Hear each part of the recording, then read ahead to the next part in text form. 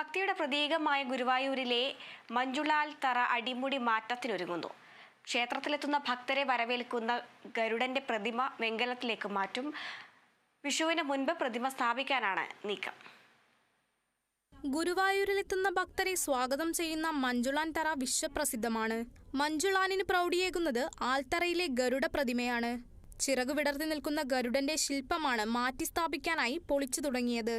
55 വർഷം മുൻപ് കോയമ്പത്തൂർ സ്വദേശി കൃഷ്ണനാണ് കോൺക്രീറ്റിൽ ഗരുഡ പ്രതിമ നിർമ്മിച്ചത്. ഇത് മാറ്റിയാണ് ഇനി വെങ്കല പ്രതിമ സ്ഥാപിക്കാൻ പോകുന്നത്.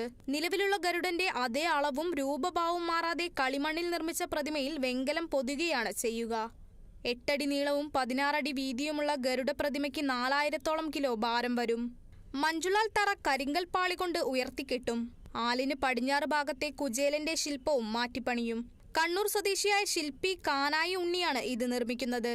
നവീകരണം പൂർത്തിയാകുന്നതോടെ മഞ്ജുളയുടെ പ്രതിമയും സ്ഥാപിക്കും. 1 കോടി രൂപയാണ് ചിലവ് പ്രതീക്ഷിക്കുന്നത്. പറവൂർ സ്വദേശി വേണു കുന്നപ്പള്ളിയുടെ വഴിപാടാണിത്. വിഷുവിന് ഗുരുവായൂരിലെത്തുന്നവരെ വരവേൽക്കുന്നത് വെങ്കല പ്രതിമയായിരിക്കുമെന്നാണ് പ്രതീക്ഷ. Kerala vision news, Thrissur.